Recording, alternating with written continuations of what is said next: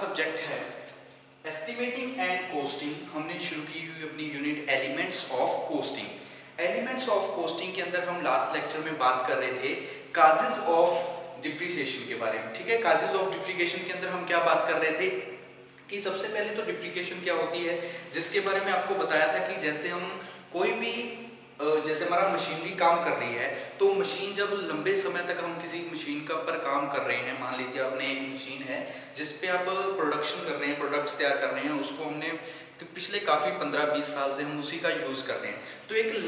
Long period के दौरान, time period के दौरान क्या होती है, कुछ ना कुछ उसके अंदर चेंजेस आना शुरू हो जाते हैं। मतलब उसके अंदर जो एफिशिएंसी, जो मतलब क्वालिटी वो स्टार्टिंग में दे रही थी, उसकी क्वालिटी के अंदर क्या आने शुरू हो जाते हैं, एरर आने शुरू हो जाते हैं, यानी कि उसकी क्वालिटी में कमी आ जाती है। इसी तरह एफिशिएंसी अगर वो 100% दे रही थी, 90% दे रही थी, तो धीरे धीरे जैसे जैसे टाइम पीरियड गुजरता जाएगा तो उसकी एफिशिएंसी के अंदर भी क्या आनी शुरू हो जाएगी, कमी आनी शुरू हो जाएगी। वियर टियर की वजह से हमारा जो वैल्यू है, जो हमारी मशीन की वैल्यू है, प्राइस वैल्यू है, जो उसकी लाइफ है, उसके अंदर भी क्या आनी शुरू हो जाएगी, कमी आनी शुरू हो जाएगी। किसकी वजह से? लॉन्ग टाइम पीरियड, लंबे समय की वजह से जो टियर एंड वियर हो रही है उसकी प्रॉपर मेंटेनेंस नहीं हो रही है। तो इन सब की वजह से क्या होता है, एक प्रॉब्लम आनी शुरू हो जाती है, एफिशिएंसी कम होनी शुरू हो जाती है, वैल्यू कम होनी शुरू हो जाती है। किसकी? हमारी मशीनरी की, जो हम यूज कर रहे हैं इंडस्ट्रीज के अंदर। तो उसी को हम क्या बोलते हैं, वो हमारी कहलाती है डिप्रिसिएशन। उसी के बारे में हम बात कर रहे थे कि काजेस ऑफ डिप्रिसिएशन क्या है,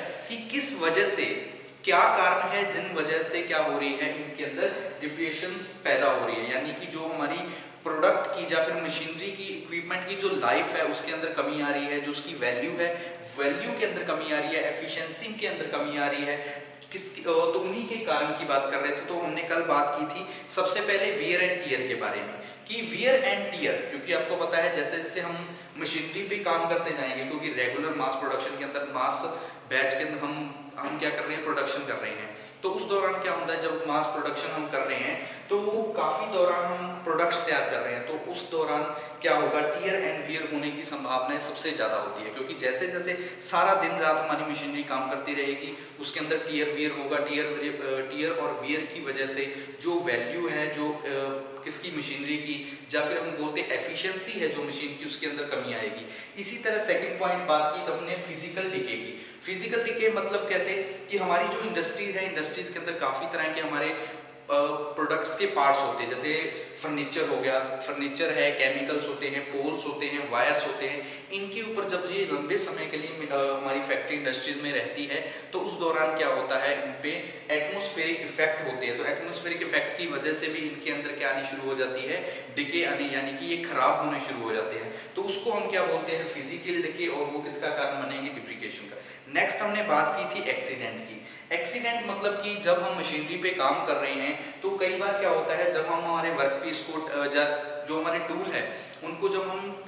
होल्ड कर रहे हैं तो कई बार हम प्रॉपर टाइट नहीं कर पाते, लूज रह जाते हैं, जिसकी वजह से एक्सीडेंट होने की संभावनाएं हो जाती है। या फिर हम कई बार रॉन्ग ऑपरेशन परफॉर्म करवाते हैं हमारी मशीन के ऊपर, उसकी वजह से भी क्या होते हैं, एक्सीडेंट होते हैं, जो जिसकी वजह से हैवी डैमेज हो जाता है हमारी मशीनरी के ऊपर। और वो कारण किसका बनता है, यानी कि वो कारण बन जाता है पतन का, जिसकी वजह से धीरे धीरे क्या आ रही है, गिरावट आ रही है हमारी मशीनरी की वैल्यू के अंदर, एफिशिएंसी के अंदर, उसकी लाइफ के अंदर। अब हम बात करते हैं फोर्थ पॉइंट के बारे में। 3 पॉइंट के बारे में हमने कल बात की थी। फोर्थ पॉइंट, तो फोर्थ पॉइंट रहेगा, फोर्थ पॉइंट क्या है, इम्प्रॉपर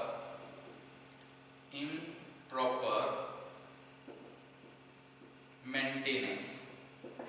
ठीक है, इम्प्रॉपर मेंटेनेंस। तो देखिए इम्प्रॉपर मेंटेनेंस का मतलब क्या है, कि जो हमारी मशीनरी है, आपको पता है अगर हमारे पास कोई भी मशीनरी है, अगर हमें उसकी प्रॉपर टाइम पे, मतलब जब उसका टाइम पीरियड है कि हाँ इतने समय के बाद हमने मेंटेन रखना, उसकी मेंटेनेंस करनी, उसकी सर्विस करनी है, अगर हम प्रॉपरली मेंटेन नहीं कर पा रहे, मेंटेनेंस नहीं कर पा रहे, तो उसकी वजह से भी हमारी जो मशीनरी है, जो हमारी इक्विपमेंट्स हैं, उनके अंदर क्या आनी शुरू हो जाती है, धीरे धीरे से गिरावट, यानी उसकी लाइफ कम, वैल्यू जो प्राइस वैल्यू है उसके अंदर कमी, एफिशिएंसी के अंदर कमी, लाइफ के अंदर कमी आनी शुरू हो जाती है, अगर हम प्रॉपर तरीके से उसकी मेंटेनेंस नहीं कर पा रहे। क्योंकि अगर हमने, मान लीजिए हम प्रॉपर मेंटेनेंस कर भी रहे हैं, लेकिन जैसे जैसे टाइम पीरियड गुजरता रहेगा तो हम प्रॉपरली उसको प्रॉपर एस्टिमेट नहीं कर सकते, मतलब प्रॉपर हम उनको जो एलिमिनेट हमने करनी है, एरर वगैरह उनको नहीं कर सकते, क्योंकि कुछ ना समय के बाद कुछ ना कुछ उसके अंदर खराबी आती ही रहेगी। जैसे कि अब कोई भी हम अगर बाइक वगैरह या कोई भी हमको चीज़ लेते हैं, अगर हम उसे लंबे समय तक यूज़ कर रहे हैं, मान लीजिए 10-15 साल से हम उसी चीज़ को यूज़ कर रहे हैं, प्रॉपर उसकी मेंटेनेंस भी करवा रहे हैं, लेकिन कुछ ना कुछ उसके अंदर खराबी होगी, यानी कि हम पूरी कंप्लीटली एलिमिनेट नहीं कर सकते जो उसके अंदर प्रॉब्लम्स आ रही है, एरर आ सकती है। इसीलिए मेंटेनेंस, प्रॉपर मेंटेनेंस जरूरी है, ताकि हम किससे बच सके, डिप्रिकेशन, यानी कि हमारी जो प्रोडक्ट्स की, मशीनरी की लाइफ के अंदर कमी आ रही है, जो वैल्यू प्राइस के अंदर कमी आ रही है, डिक्रीज हो रही है, जो उसकी एफिशिएंसी के अंदर कमी आ रही है, उसको कम करने के लिए कि ना आए, तो हमें क्या करना चाहिए, प्रॉपर मेंटेनेंस करनी चाहिए। तो मशीनरी, तो हम इसके अंदर क्या लिख सकते हैं कि जब भी हम सबसे पहले यही होता है कि जब भी हम कोई भी मशीनरी या इक्विपमेंट हम मार्केट से लेके आते हैं अपनी फैक्ट्री शॉप में, तो उसकी कुछ क्या होती है, प्रिकॉशंस होती है कि अगर हम इतने समय के बाद इसकी मेंटेनेंस नहीं करेंगे तो इसके अंदर क्या आनी शुरू हो जाएगी, जो भी प्रॉब्लम्स है, एरर्स है, एफिशिएंसी के अंदर कमी है, तो वो आनी शुरू हो जाएगी। इसलिए प्रॉपर मेंटेनेंस क्या होती है, जरूरी है, किसके लिए, डिप्रिकेशन से बचाव के लिए। तो इन प्रॉपर मेंटेनेंस के अंदर हम क्या लिखेंगे कि proper maintenance, proper maintenance is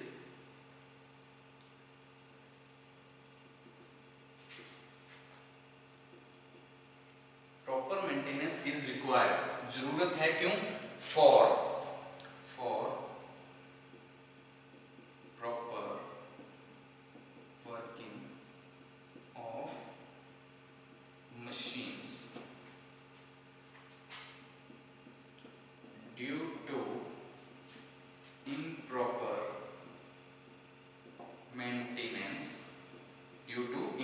maintenance,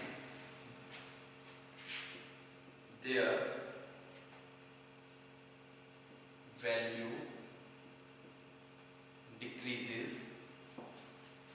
life also decrease, कि लाइफ के अंदर भी कमी आनी शुरू हो जाती है, वैल्यू जो है उसके अंदर कमी आ जाती है, एंड एफिशिएंसी आल्सो डिक्रीज, और जो एफिशिएंसी है उसके अंदर भी क्या आनी शुरू हो जाती है, कमी आनी शुरू हो जाती है, अगर हम प्रॉपर मेंटेनेंस नहीं कर पा रहे। इसलिए क्योंकि जब भी हम कोई चीज़ खरीद के लेके आते हैं तो उसके कुछ प्रिकॉशंस होती है कि हाँ इतने समय के बाद हमने इसकी मेंटेनेंस करवानी, लेकिन अगर हम मेंटेन नहीं कर पा रहे हैं प्रॉपर हमारी मशीनरी को, तो कुछ समय के बाद क्या होगा, उसके अंदर एरर आने शुरू हो जाएंगे, एफिशिएंसी कम हो जाएगी, जो उसकी प्राइस वैल्यू है उसके अंदर कमी आनी शुरू हो जाएगी, जो उसकी लाइफ वैल्यू है, यानी कि वो जितने समय के लिए काम करने की उसकी एफिशिएंसी है, उसकी लाइफ में भी क्या आ जाएगी, कमी आ जाएगी। किस वजह से, इम्प्रॉपर मेंटेनेंस की वजह से, क्योंकि अगर हम प्रॉपर मेंटेनेंस नहीं कर पा रहे तो उसकी वजह से उसकी एफिशिएंसी के अंदर कमी आएगी, लाइफ के अंदर कमी आएगी, उसकी वैल्यू के अंदर कमी आएगी। ये तो हमने बात की इम्प्रॉपर मेंटेनेंस के बारे में कि अगर हम प्रॉपर मेंटेनेंस नहीं कर पा रहे। नेक्स्ट हम बात करते हैं, ठीक है, नेक्स्ट जो पॉइंट हमारा रहेगा वो है इनएडुकेसी। नेक्स्ट हमारा पॉइंट रहेगा इनएडुकेसी।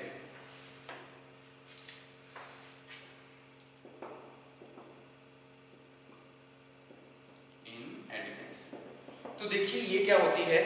इनएडुकेसी क्या होती है, यहाँ पे तो ए आ जाएगा, इनएडुकेसी। तो देखिए, it means reduction in the efficiency of the machine, यानी कि हमारी जो मशीन है जिस पे हम प्रोडक्ट्स तैयार कर रहे हैं, प्रोडक्शन कर रहे हैं, उसकी एफिशिएंसी के अंदर कमी आना, ठीक है, reduction in the efficiency of the machine. तो हम क्या सिंपल लिख सकते हैं, इसका मतलब क्या रहेगा, it means reduction in the value of the efficiency of machine, ठीक है, it means reduction in the efficiency of machines, कि जो भी हमारी मशीन्स हैं उन मशीन्स की जो एफिशिएंसी है, एफिशिएंसी के अंदर कमी आना, वो क्या होता है, उसको हम बोल देते हैं इनएडुकेसी। वो कमी किस वजह से आती है, काफी तरीके होते हैं, जैसे जैसे समय गुजरता रहता है, किस वजह से, पैसेज, ठीक है, पासेज ऑफ टाइम, ठीक है, जैसे जैसे टाइम गुजर रहा है तो उसकी वजह से एफिशिएंसी के अंदर कमी आ जाती है। जहाँ फिर इम्प्रॉपर मेंटेनेंस, इसके अंदर भी लिख सकते हैं इम्प्रॉपर मेंटेनेंस। अगर हम प्रॉपरली मेंटेन करके नहीं रख पा रहे हमारी मशीनरी को, कि आपको पता है जैसे मैं नॉर्मली आपको पहले भी बताया, फॉर एग्जांपल जैसे कि अगर आप बाइक लेते हो, बाइक की अगर आप सर्विस नहीं करवा रहे, मान लो 3 महीने के बाद आपने सर्विस करवानी है, लेकिन आप उसकी सर्विस नहीं कर पा रहे, तो जो बाइक आपकी 15 साल चलनी है वो 5 साल में 7 साल में खराब हो जाएगी। उसी तरीके से हमारी मशीनरी है, जो हमारी इंडस्ट्रीज के अंदर, हमारे प्रोडक्शन शॉप के अंदर हम मशीनरी यूज कर रहे हैं, अगर हम प्रॉपर मशीनरी की मेंटेनेंस नहीं कर पा रहे समय समय पे, क्योंकि टाइम पीरियड होता है कि 2 महीने बाद 3 महीने बाद हमने उसकी इंस्पेक्शन करनी है, उसका निरीक्षण करना है और उसकी मेंटेनेंस को चेक करना है। अगर हम प्रॉपर मेंटेनेंस ही नहीं कर पा रहे तो हमारी मशीन के अंदर खराबियां आना जरूरी है। ये सारी चीजें क्या है, टियर वियर किसकी वजह से आ रही है, अगर हम मेंटेनेंस ही नहीं कर पा रहे प्रॉपर। उसके बाद इनएडुकेंसी, जहाँ फिर हमने बात की है फिजिकल डीके की, एक्सीडेंट्स, ये सब प्रॉब्लम्स किसकी वजह से हैं, मेंटेनेंस की। क्योंकि मेंटेनेंस नेसेसरी है किसके लिए, ताकि हमारी जो मशीनरी है वो प्रॉपरली वर्क कर सके इन द प्रोडक्शन शॉप। तो यही हमने यहाँ पे लिखा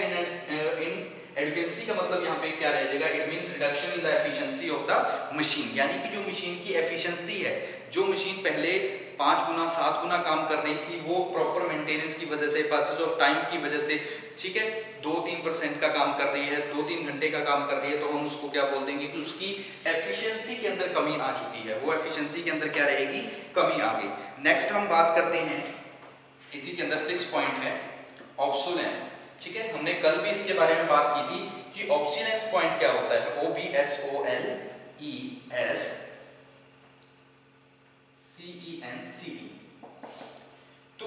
जब आपको बताया था, कल भी इसके बारे में आपको बताया था, ठीक है, जो लास्ट लेक्चर था उसमें क्या बताया था कि ऑब्सोलेंस क्या है, कि जैसे ही हमारा कोई ओनर है, जो फैक्ट्री का ओनर है, उसने क्या किया, एक नई मशीन खरीदी, लेकिन after purchase of new machine, जैसे ही उसने नई मशीन खरीदी, उसके बाद मार्केट में उसी तरह की सेम मशीन आ गई, लेकिन उसकी एफिशिएंसी क्या है, पहले वाली मशीन से ज्यादा है, जो उसकी स्पेसिफिकेशंस है वो अच्छी है पहले वाली मशीन से। यानी कि अगर हम एफिशिएंसी की बात करें, क्वालिटी की बात करें, तो वो क्या चीज है जो नई मशीन लॉन्च हुई है उसके अंदर अच्छी है, तो उसी को हम क्या बोल देते हैं, वही हमारी क्या कहलाती है, ऑब्सोलेंस। तो वो हमारा क्या कहलाता है, ऑब्सोलेंस, कि after the purchase of machine by the factory owner, यानी कि जो हमारा फैक्ट्री ओनर है, प्रोडक्शन शॉप के अंदर उसने जो मशीन खरीदी है, लेकिन better machine comes in the market, लेकिन उससे भी अच्छी मशीन जो मार्केट के अंदर आ चुकी है, जिसकी एफिशिएंसी ज़्यादा है, एफिशिएंसी ज़्यादा है, उसकी जो प्रोडक्शन दर है, यानी कि प्रोडक्शन दर है प्रोडक्ट्स को बनाने की, वो भी क्या है, उसके अंदर ज़्यादा है। जो अगर पावर की बात करें तो पावर की क्या है, ज़्यादा है, तो वो हमारे लिए क्या रहती है, उसको बोल देते हैं ऑब्सोलेंस। तो हम लिख लेते हैं after the purchase, after the purchase, after the purchase, after the purchase of machine, ठीक है, after the purchase of machine by the factory owner, by the factory, ठीक है, फैक्ट्री ओनर, कि जो फैक्ट्री का ओनर है उसके द्वारा क्या किया गया, एक मशीन परचेज की गई है by the factory owner, but better machine comes in the market, लेकिन एक अच्छी मशीन, उससे भी अच्छी मशीन मार्केट में आ चुकी है, तो वो चीज हमारे लिए क्या कहलाती है, जो कि क्या है, इकोनॉमिकल है, यानी कि सस्ती भी है, और उसकी जो एफिशिएंसी है वो भी ज्यादा है, तो वो हमारे लिए यहाँ पे क्या रहेगा, उसको बोलते हैं ऑब्सोलेंस। ठीक है, better machine comes in the market which gives good efficiency, higher production etc, जो कि क्या दे रही है, अच्छी एफिशिएंसी दे रही है, और जो प्रोडक्शन है वो भी, प्रोडक्शन रेट भी क्या है, ज्यादा है, तो इसको हम क्या कहते हैं, दिस डिप्रिकेशन, यानी कि ये गिरावट आना हमारी मशीनरी के अंदर वो कहलाती है, उसको बोलते हैं ऑब्सोलेंस। इसकी वजह से जो गिरावट आ रही है, क्योंकि जो हमारी पुरानी मशीनें हैं, क्योंकि जैसे ही नई मशीन मार्केट में आ गई तो जो पुरानी मशीनें होंगी वो क्या हो जाएंगी, आउट ऑफ फैशन। मान लीजिए एक ही इंडस्ट्रीज है, हमने वहाँ पे लेथ मशीन यूज कर रहे हैं, लेकिन नेक्स्ट ही डे सीएनसी मशीन आ गई। लेथ मशीन पे जहाँ पे हम काम कर रहे हैं, सारा दिन काम करने के बाद, प्रोडक्शन करने के बाद हम जो कर रहे हैं, मान लीजिए 60 प्रोडक्ट 50 प्रोडक्ट्स बना रहे हैं लेथ मशीन पे सारा दिन काम करने, लेकिन उसी दिन दौरान क्या आ चुकी है, एक सीएनसी मशीन आ चुकी है। उस पे अगर हम काम कर रहे हैं तो उस पे हम बना रहे हैं 200 प्रोडक्ट्स एक ही दिन में, ठीक है। तो जो हमारी पुरानी मशीन है वो एक तरह से आउट ऑफ फैशन हो चुकी है। नई जो भी फैक्ट्रीज होंगी, जो नई इंडस्ट्रीज होंगी, वो किसका यूज करेंगी, नई मशीनरी का, क्योंकि नई टेक्निक्स होंगी, नए मेथड्स होंगे, नई उसके अंदर क्या होगी, एफिशिएंसी ज्यादा होगी, हायर प्रोडक्शन होगी, प्रोडक्शन भी हम ज्यादा कर पाएंगे। तो ये इस तरह की मशीनरी के अंदर गिरावट आना, उसको हम क्या बोलते हैं, वो कहलाती है ऑब्सोल्यूलेंस। तो ये तो हमने बात की काजेज ऑफ डिप्रिकेशन के, कि क्या क्या मेन कारण हैं जिन कारणों की वजह से गिरावट आती है, या फिर बोल सकते हैं डिक्रीज होनी शुरू हो जाती है हमारी जो भी वैल्यूज है। क्योंकि मशीनरी है, मशीनरी की जैसे जैसे कोई नई मशीन आ गई, नई नई टेक्निक्स आ गई, या फिर जैसे जैसे हमारा टाइम पीरियड गुजरता है, मशीनरी की जो वैल्यूज है, जो उसकी प्राइस वैल्यू है, एफिशिएंसी है, और जो लाइफ वैल्यू है, उसके अंदर क्या आना शुरू हो जाता है, डिक्रीज, यानी कि गिरावट आना, डिप्रिकेशन आना शुरू हो जाता है। तो ये तो हमने बात की काजेज ऑफ डिप्रिकेशन के बारे में कि कौन कौन से कारण होते हैं। अब हम बात कर लेते हैं मेथड्स ऑफ कैलकुलेट डिप्रिकेशन, कि जो डिप्रिसिएशन है इसको हम किस तरह से कैलकुलेट कर सकते हैं। मेथड्स ऑफ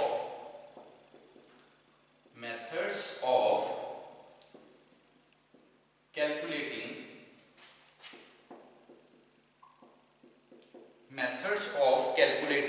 डिप्रिसिएशन, ठीक है। तो कुछ मेथड्स होते हैं, उन मेथड्स के सिर्फ नाम के बारे में बात करेंगे कि कौन कौन से मेथड है। तो सबसे पहले जो मेथड हमारा रहता है वो होता है straight line method. First method है straight line method. Second number जो हमारा रहेगा वो मेथड को हम बोलते हैं sinking fund method. Sinking fund method, second method हमारा रहेगा sinking fund method. Sinking fund method. Number third हमारा रहेगा डायमेंशनिंग, ठीक है। थर्ड मेथड जो हमारा रहेगा वो क्या है, डायमेंशनिंग, ठीक है। Dimensioning balance method, dimensioning balance method. Number 4 पे हम बात करेंगे, 4 पे हमारा आ जाएगा insurance policy method. Insurance policy method, insurance policy method, ठीक है। तो ये हमारे कुछ मेथड्स होंगे जिन मेथड्स के द्वारा हम क्या कर सकते हैं, डिप्रिकेशन को कैलकुलेट कर सकते हैं, कि जो गिरावट आ रही है, जो धीरे धीरे लाइफ कम हो रही है, एफिशिएंसी कम हो रही है, वैल्यू कम हो रही है, उसको हम किस तरह से कैलकुलेट कर सकते हैं। स्ट्रेट लाइन मेथड से, सिंकिंग फंड मेथड से, डायमेंशनिंग बैलेंस मेथड से, इंश्योरेंस पॉलिसी मेथड से। इसके अलावा machine our basis method, machine our basis method, कि एक मशीन पे जो काम कर रही है उसको काम करने के लिए कितना समय लग रहा है, उस दौरान भी sum of years, sum of years, sum of years digit method, digit method, ठीक है। तो ये 4-5 कुछ मेथड्स हैं जिन मेथड्स की सहायता से हम क्या कर सकते हैं, कैलकुलेट कर सकते हैं डिप्रिकेशन को। डिप्रिकेशन आपको पता ही है कि लॉन्ग पीरियड की वजह से, टीयर एंड वियर की वजह से, एक्सीडेंट की वजह से जो हमारी मशीनरी है, जो हमारी प्रोडक्शन मशीन है, उसकी लाइफ के अंदर कमी आना, वैल्यूज के अंदर कमी आना, उसकी एफिशिएंसी में कमी आ जाना, तो वो क्या कहलाती है, डिप्रिकेशन। तो कैलकुलेट हम किस तरह से कर सकते हैं, स्ट्रेट लाइन मेथड से। कि स्ट्रेट लाइन मेथड के अंदर हम क्या कर सकते हैं कि स्ट्रेट लाइन मेथड का यूज करके जो डिप्रिकेशन आ रही है, यानी कि जो गिरावट आ रही है धीरे धीरे हमारे मशीनरी के अंदर, जो हमारे इक्विपमेंट्स के अंदर, हम उनको कैलकुलेट कर सकते हैं। इसी तरह सिंकिंग फंड मेथड हो जाएगा, डायमेंशनिंग बैलेंस मेथड रहेगा, इंश्योरेंस मेथड हो जाएगा हमारा, कौन सा रहेगा, insurance policy method, machine our basis method, और लास्ट पे हमने बात की है सम ऑफ ईयर्स डिजिट मेथड। तो सम ऑफ ईयर डिजिट मेथड के द्वारा भी हम क्या कर सकते हैं, कैलकुलेट कर सकते हैं जो भी हमारे क्या रहेंगे इनके अंदर, ठीक है, डिप्रिकेशन आएगी, जो भी क्या रहेंगे, डिप्रिकेशन आएगी। अब हम बात करते हैं आइडलनेस कॉस्ट के बारे में। नेक्स्ट हम बात करते हैं, ये हमने बात कर ली मेथड के बारे में, नेक्स्ट बात करते हैं idleness coast.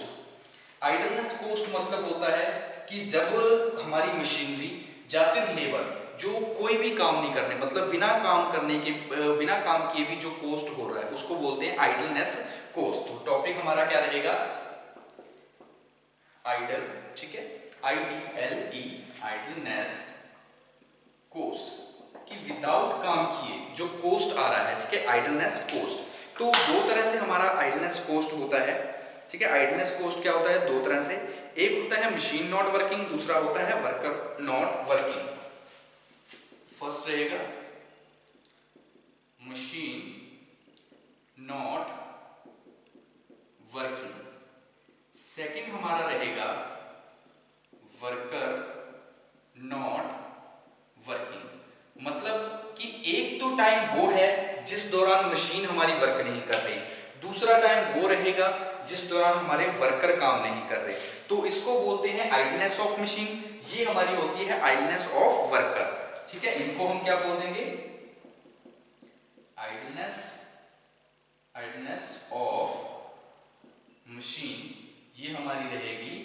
Idleness of worker,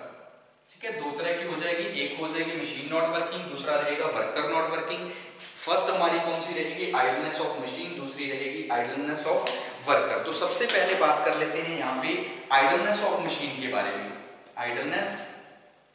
of machine कि ये चीज क्या होती है, idleness of machine, this is the time taken when machine remains idle. मतलब ये वो समय है जिस दौरान हमारी मशीन क्या रहती है, आइडल रहती है, without doing any useful work. और वो कोई भी यूजफुल वर्क नहीं कर रही, मतलब हम हमारे प्रोडक्ट को बनाने के लिए किसी भी तरह का वो काम नहीं कर रही, वो मशीन का समय जो है वो कौन सा है, आइडल, मतलब without doing any ideal work. कोई भी इंपॉर्टेंट काम है जो हमारा प्रोडक्शन से रिलेटेड है वो काम नहीं कर रही, और वो टाइम कौन सा है, आइडल टाइम है, यानी कि उस दौरान मशीन कुछ भी नहीं कर रही, तो उसको बोलते हैं हम, वो हमारा कहलाता है आइडलनेस ऑफ मशीन। तो हम क्या लिखेंगे, this is the time, this is the time when machine idle, when machine idle, जब हमारी मशीन क्या है, idle, without doing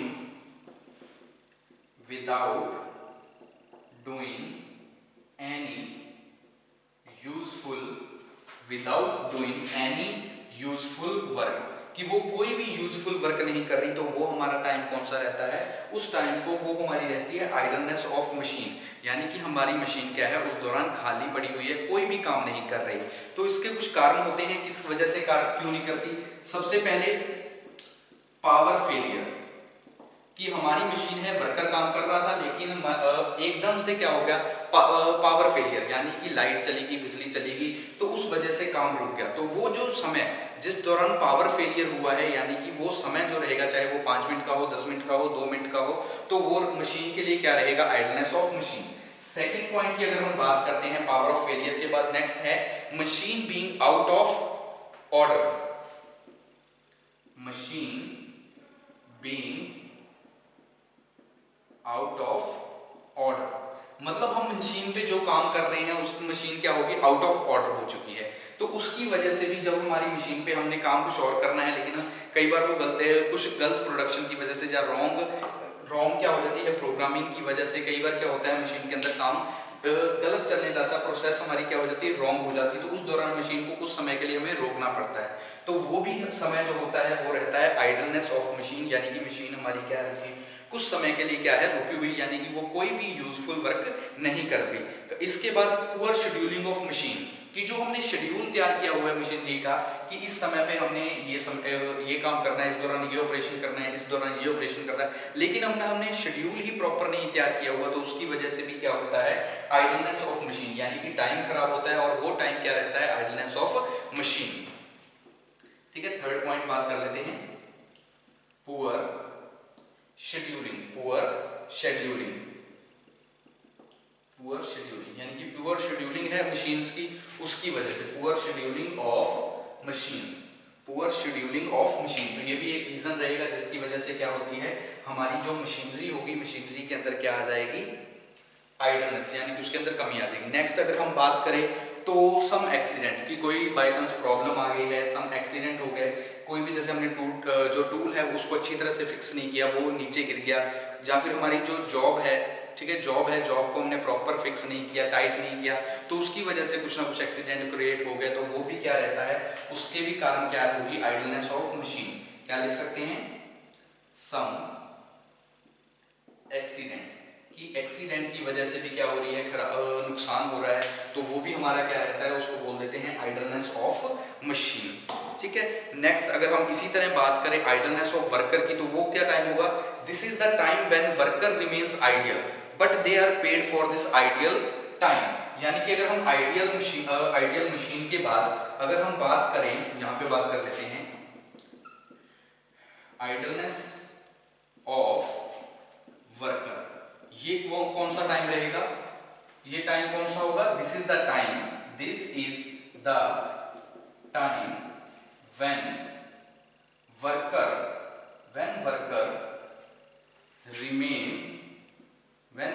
remains idle but they are paid for this ideal time. ठीक है, आइडियल टाइम, यानी कि वो जो खाली टाइम है, खाली टाइम में वो बिल्कुल क्या कर बैठे हैं, खाली बैठे हुए हैं, लेकिन फिर भी उनको क्या मिल रहा है, उसके लिए खाली टाइम बैठने के लिए भी उसको क्या मिल रही है, पे मिल रही है, हम उसको सैलरी प्रोवाइड कर रहे हैं, पैसा दे रहे हैं, तो वो क्या होती है, उसको बोल देते हैं आइडलनेस ऑफ वर्कर। वो क्या रहता है, आइडलनेस ऑफ वर्कर। तो आइडलनेस ऑफ वर्कर के अंदर भी सेम रहेगा जैसे पावर फेलियर, क्योंकि पावर फेलियर होगी है तो इसमें वर्कर की कोई गलती नहीं है, वर्कर अपना काम कर रहा था लेकिन अचानक से लाइट चली गई, तो वर्कर को कुछ समय के लिए खाली बैठना पड़ा जब तक कि पावर वापस नहीं आ रही, तो उसके लिए उसको पैसे मिल रहे हैं, तो वो टाइम जो होता है वो टाइम रहेगा आइडलनेस ऑफ वर्कर, यानी कि उस दौरान वर्कर खाली रहा। इसके अलावा machine being out of order, अगर मशीन भी हमारी आउट ऑफ ऑर्डर हो गई है तो इसमें वर्कर की कोई गलती नहीं है, तो वर्कर को खाली बैठना पड़ा जब तक कि मशीन हमारी कंट्रोल में नहीं आ रही, सेट नहीं हो रही। इसके अलावा जो रेस्ट एंड प्रपोजल नीडल होती है, क्योंकि कुछ समय होता है इंडस्ट्रीज के अंदर जिस दौरान वर्कर को रेस्ट के लिए जो पर्सनल अलाउंस होते हैं, जैसे कि उसको वॉशरूम वगैरह जाने के लिए, जो चाय पीने के लिए, ठीक है, लंच वगैरह करने के लिए जो टाइम मिलता है, तो उस दौरान वर्कर क्या रहता है, खाली रहता है, यानी कि वो प्रोडक्शन में किसी प्रकार से योगदान नहीं दे रहा, खाली रह रहा है, तो उस टाइम भी उसको क्या मिलती है, सैलरी प्रोवाइड होती है, सैलरी मिलती है उस समय के लिए भी जो उसमें वो खाली रहा, तो वो भी क्या कहलाता है, आइडलनेस ऑफ वर्कर। वो किसके अंदर आता है, आइडलनेस ऑफ वर्कर। या फिर waiting of raw material, raw material की जॉब इंस्ट्रक्शन की, कि वर्कर है वो वेटिंग कर रहा है रॉ मटेरियल की, कच्चा माल उसके पास आएगा, या फिर उसने जो प्रोडक्ट तैयार करना है, प्रोडक्ट तैयार करने के लिए उसको जो इंस्ट्रक्शंस मिलेगी कि किस तरह से उसने तैयार करना है, कैसी ड्राइंग होगी, कैसे साइज और स्पेसिफिकेशंस क्या होगी, तो वो सारा भी किसके अंदर आ जाता है, आइडलनेस ऑफ वर्कर, यानी कि उस दौरान वर्कर खाली रहा, वो खाली टाइम किसके अंदर आ जाएगा, आइडलनेस ऑफ वर्कर के अंदर। इसके अलावा लैक ऑफ पुअर जो सुपरविजन होगी, कि अगर हमारा जो वर्कर है, वर्कर की जो सुपरविजन अगर प्रॉपर नहीं मिल रही, कि हाँ वर्कर ने अब ये काम करना है, उसके बाद ये काम करना है, अगर उसको प्रॉपर सुपरविजन ही नहीं मिल रही, तो उसकी वजह से भी वो कुछ समय के लिए खाली रहता है, तो वो टाइम भी क्या रहता है, आइडलनेस ऑफ वर्कर का। वो टाइम भी किसके लिए रहेगा, आइडलनेस ऑफ वर्कर। ठीक है, आइडलनेस ऑफ वर्कर का रहेगा। इसके बाद हम, ठीक है, आज के लिए इतना काफी, ठीक है, एक टॉपिक बचा हुआ है, उस टॉपिक के बारे में हम बात करेंगे नेक्स्ट लेक्चर में, जो हमारा टॉपिक बचा हुआ है उसके बारे में नेक्स्ट लेक्चर में बात कर लेंगे। तो देखिए आज हमने क्या किया, सबसे पहले काजेज ऑफ डिप्रिकेशन के अंदर हमने बात कर ली कि कौन कौन से कारण रहेंगे जिस कारण की वजह से डिप्रिकेशन यानी कि गिरावट आनी शुरू होगी, लाइफ जो वैल्यू है, एफिशिएंसी कम हो रही है हमारी मशीनरी की, जो हमने उन पॉइंट्स के अंदर बात की। नेक्स्ट हमने बात की कि वो कौन से मेथड है जिन मेथड से हम कैलकुलेट कर सकते हैं डिप्रिकेशन को, कि कौन कौन से मेथड है जिन मेथड्स के अंदर हमने बात की है कि straight line method, sinking fund method होगा, डायमेंशनिंग मेथड है, इंश्योरेंस मेथड है, और सम ईयर्स डिजिट मेथड है। तो ये कुछ मेथड्स हैं जिन मेथड्स के द्वारा हम क्या कर सकते हैं, कैलकुलेट कर सकते हैं डिप्रिकेशन को। नेक्स्ट हमने बात की आइडलनेस कॉस्ट के बारे में, कि आइडलनेस कॉस्ट भी हमारा दो तरह से हो जाएगा, मशीन और वर्कर का, दोनों में बात की आइडलनेस ऑफ वर्कर और आइडलनेस की हमारी मशीनरी के बारे में।